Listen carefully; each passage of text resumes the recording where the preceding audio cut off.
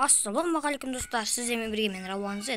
Достар, мен бүгін сіздерге ең күшті лайфхактарды көрсететін боламын. Достар, менің скинім өзгеріп кетті, ол белгілі бір себептермен. Ендеше достар, мән бермеңіздер. Ендеше достар, біз видеомызды бастаймыз.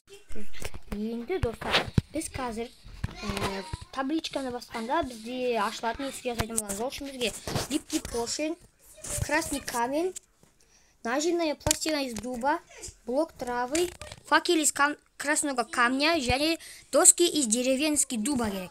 Ең алдымен достар, біз бұлай жерді қазып аламыз. 6 блок. Осылай төменге қарай 2 блок, бұлай 6 блок, бұлай 2 блок болады достар.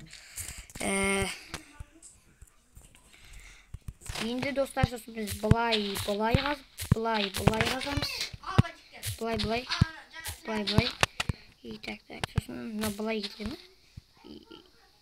Жоқ. Мына достар былай болды. Міне осылай болу керек.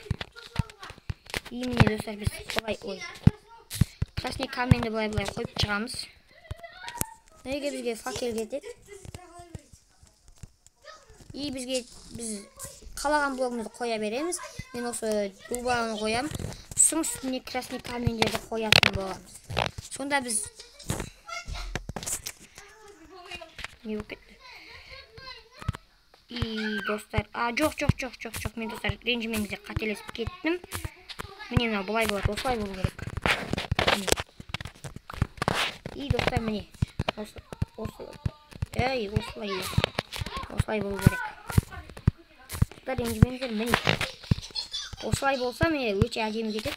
И міне сосын біз қалағанша липкий поршень қоямыз смело. И достар, біз терезе блок болсын, терезе блокпен әдемі кетуші еді. Бірақ достар, бізге осы да жақсы болды. Және біз астын жауып тастаймыз. Осылай жауып тастаймыз бүкіл жерін.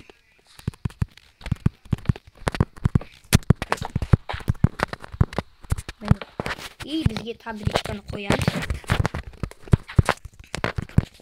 Сонда бізде достар осылай ашылу керек болады. Мына жерге не қалды? Ой. Сонда бізде осыны басқан кезде ашылатын есік пайда болады достар. Мынаға не қалды?